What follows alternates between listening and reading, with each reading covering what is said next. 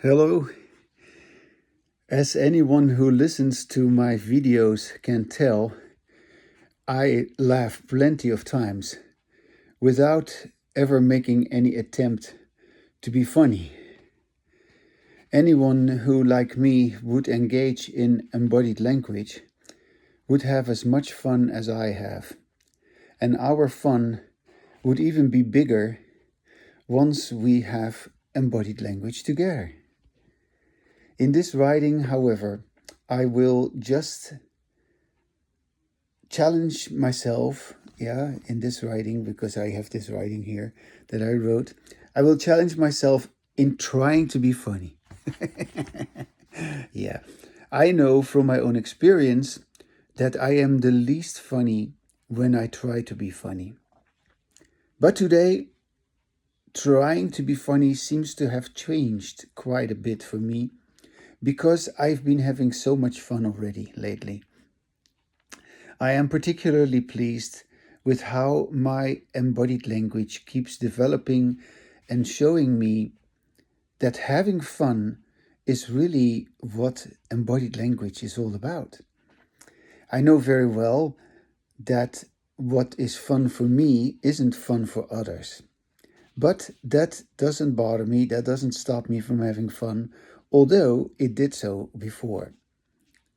As I continue with my embodied language, I continue to have more and more fun. To enjoy my kind of humor, you would have to listen to all my videos and experience with me the absurdity that you and other people still believe in inner speech in a so-called mind. My humor isn't mind-blowing or getting you out of your mind because it ridicules your lack of intelligence that you talk as if there is language inside your head. There isn't. There have never been any sentences or words inside of you. Duh. Our general unwillingness to admit this has nothing to do with our inability to recognize this very bad joke. To get the joke, our disembodied language has to be stopped by us, ourselves, and not by me or by someone else who distracts us from by making us laugh. Yeah, so do you get that? Our general unwillingness to admit this, that there is no language inside your head. Yeah, our general inability to recognize this as a bad joke and to recognize that there are no words inside of you. That is really depending on us, because we ourselves have to stop our disembodied language, and not somebody else, not me or somebody else who supposedly makes us laugh by distracting us. My humor doesn't distract. To the contrary, it shows that the lame shit that you have been laughing about isn't even funny. Yes, we are in various deep shit because of our disembodied language. All our problems are related to disembodied language. And unless our disembodied language is stopped by you, yourself, our problems cannot and will not be solved. Yeah, you don't want to hear this, right? I know. Our problems cannot and will not be solved. My humor, by the way, is the laughter which occurs when you are not allowed to laugh. So I don't allow you to laugh about superficial, stupid nonsense. And if you want to laugh about what I say, you will have to laugh behind my back. I'm okay with that, because in this way, you still have a chance to get what I'm talking about. Yes, having the last laugh is your only possibility to laugh about yourself and your own illusions.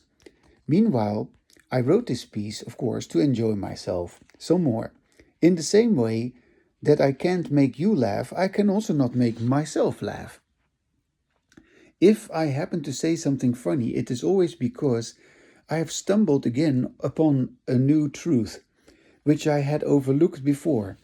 So my newness is bringing a smile to my face, which blossoms into full-blown laughter occasionally. There is a lightness in my humor, because I expose all the heaviness of those who engage in disembodied language. As far as I'm concerned, there is no other humor than that. Stated differently, my humor is easily mistaken as the so-called beating of a dead horse. Such a comment is typical disembodied language denial, which makes it seem as if I'm always talking about the same thing. Nothing, however, is further away from the truth, since I always laugh about the new. Conversely, the humor that everyone with disembodied language is used to is always more of the same canned laughter. I don't laugh about it. I never laugh at any of the well-established stand-up comedians because their script is hopelessly unoriginal and tiring. Boring, tiring, energy draining. Especially all the attention demanding, I find totally off putting. It used to make me very angry. Yeah. Nowadays, I just don't listen to it anymore. Before, I still held out some hope, before when I was still a naive student and a naive person believing that psychology was going to change the world. Yeah, I was still having some hope for change, but that hope is luckily gone now. Yeah. So I have discovered that my hopeless laughter has increased exponentially. I heard someone on the radio speaking about anxiety, and then I said to myself, I would be anxious too if I had a voice like that. Laughing for the wrong reasons goes hand in hand with my embodied language. Obviously, I am that serious when it comes to humor because the fake humor that pertains to disembodied language keeps the disembodied language going, and I just hate that. Yes, I hate anything phony, and I find false laughter a total affront. Yeah, I am disgusted by it. That laughter is misunderstood, and I'm still determined to make my point about it. My sharpness is necessary to cut through all the crap which goes on in the name of humor in disembodied language. It isn't funny, it is disastrous, it is appalling. Whenever I write something, I always staple 3 pages together like this, 3 pages. Yeah. And so I got 6 pages, and now I'm on page number 6. I don't worry one bit to come up with something funny to end this writing, because I have already had so much fun just writing this. Yes, none of this was said or heard before I read it out loud to you like I do right now, and like I knew I would. Writing about my humor is such a delight, and I know that others most likely don't get it. That just adds to my enjoyment. If there are those who are courageous enough to have fun with me, to have embodied language with me, then we will laugh very much together about the same tragedy, which is our usual way of talking, in which we want others to listen to us while we don't even listen to ourselves. Yeah, listening to ourselves, that's where the fun begins.